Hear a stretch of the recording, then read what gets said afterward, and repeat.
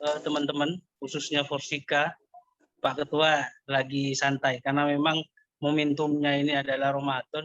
Saya tidak akan terlalu panjang lebar dalam pembahasan ini. Cuma tren saya ini pada kesempatan ini saya akan membahas tentang bagaimana sebentar. Oke, siap.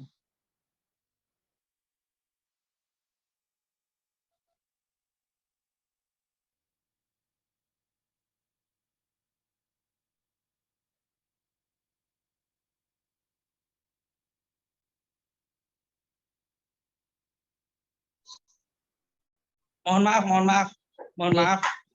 Saya bisa lanjut. Barusan dilanjutkan. ada gangguan karena memang kebetulan saya di luar kota ini. Oh. Jadi pada dasarnya begini. Hukum apa kontribusi Islam dalam merespon problematika, saya tidak akan menyinggung terlalu jauh berkaitan dengan konflik keagamaan. Tapi karena memang di sini saya kebetulan praktisi hukum, maka akan saya masuk ke dalam bagaimana Islam itu memberikan masukan atau berkontribusi terhadap perundang-undangan di Indonesia. Yang pertama, mulai sejak Orde Baru, sebenarnya Islam itu sudah dibentuk melalui perundang-undangan yang ada. Baik perundangan 1 tahun 74 tentang perkawinan, Islam terlibat di sana. Yang kedua, KHI, kompilasi hukum Islam, atau tentang peradilan yang lain, tentang diatur dalam instruksi Presiden nomor 1 tahun 91. Jadi peranan Islam cukup besar.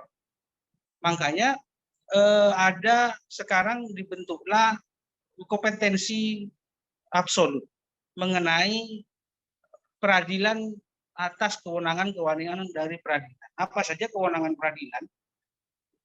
Yang pertama, pengadilan agama. Saya sebut pengadilan agama dengan adanya kompetensi absolut yang dibuat oleh keduanya, oleh pemerintah dan unsur agama yang dijadikan satu, dibentuklah satu lembaga peradilan agama yang di sana sudah masuk Islam dijadikan satu, kepentingan-kepentingan Islam juga dijadikan satu runtunan. Dibahaslah di sana tentang perkawinan, dibahaslah di sana tentang wakaf, tentang hibah, tentang waris, tentang zakat, tentang poligami, dan lain sebagainya. Jadi Islam di sini memiliki peranan yang sangat penting, termasuk di dalam KUH Perdata atau KUH Pidana. Apakah Islam masuk? Secara garis besar di undang-undangnya tidak ada, tetapi berkaitan dengan nilai, asas ataupun norma, Islam ada di sana. Sebagaimana saya tanganin waktu itu salah satu perkara anak yang memang mengenai kenakalan remaja menjadi satu bahan kementerian untuk disosialisasikan tentang kenakalan remaja. Saya mencoba di sana, ternyata apakah memang poros undang-undang itu lebih diutamakan, atau kan poros tentang peraturan perundang-undangannya itu dikedepankan. Ternyata mereka dapat dikategorikan melalui pendampingan, baik pendampingan oleh perempuan dan anak di Banyuwangi, dengan memberikan pemahaman nilai norma Islam, kesadarannya. Dia tidak membicarakan masalah tema hukumannya.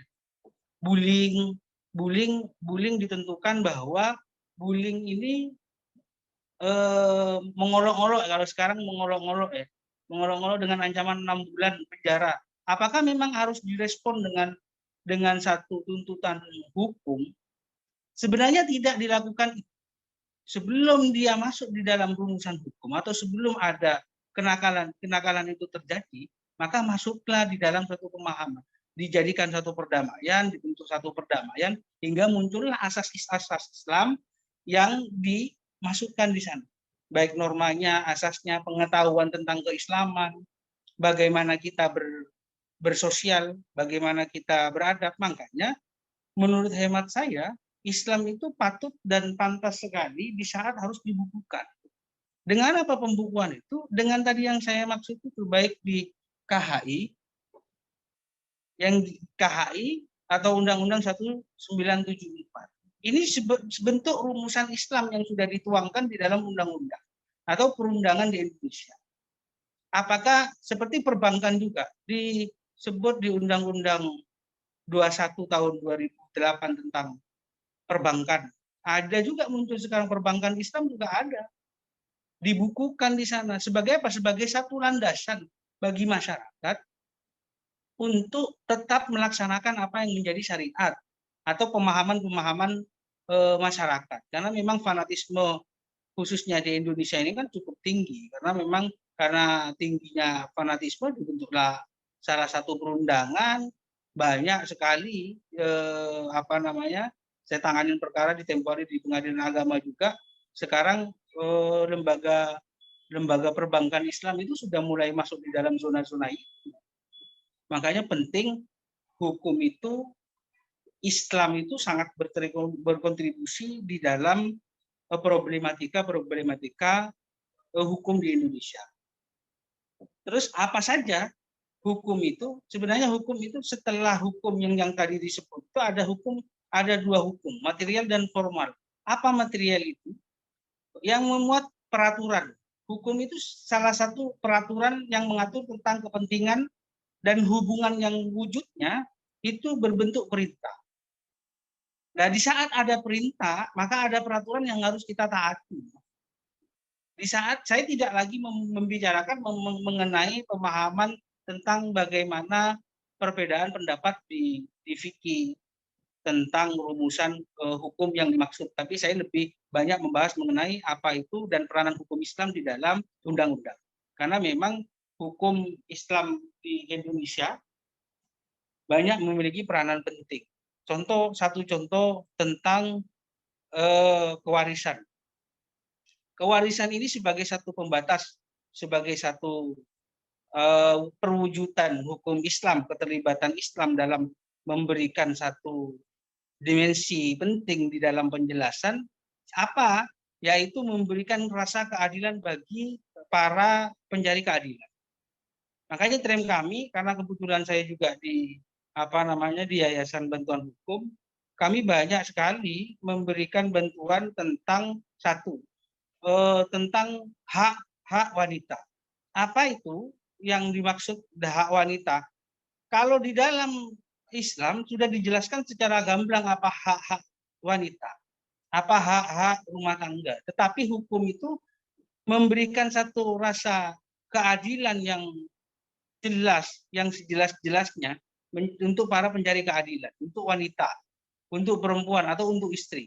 Banyak sekali sekarang para istri menjadi satu sasaran bagi kaum wanita, kaum laki-laki ya khususnya ya, didiskreditkan, ditindas dan lain sebagainya. Makanya hukum ini terlibat betul. Ada sekarang dibahas tentang gonogini. Apakah disebut juga di dalam peraturan perundangan? Disebut di dalam Undang-Undang 174. Jadi keterlibatan hukum Islam, atau saya tarik benang merahnya saja, bahwa hukum Islam itu memiliki peranan penting. Ya baik dirumuskan baik dalam hukum pidana atau perdata. Dalam hukuman pidananya mungkin tidak dibahas secara runtun apa itu undang-undang, tetapi ada asas, ada moral yang lebih penting yang ada di dalamnya. Apa itu bentuk moral terlibat? Jadi mungkin itu ya yang bisa saya jelaskan sepintas, nanti bisa disambung untuk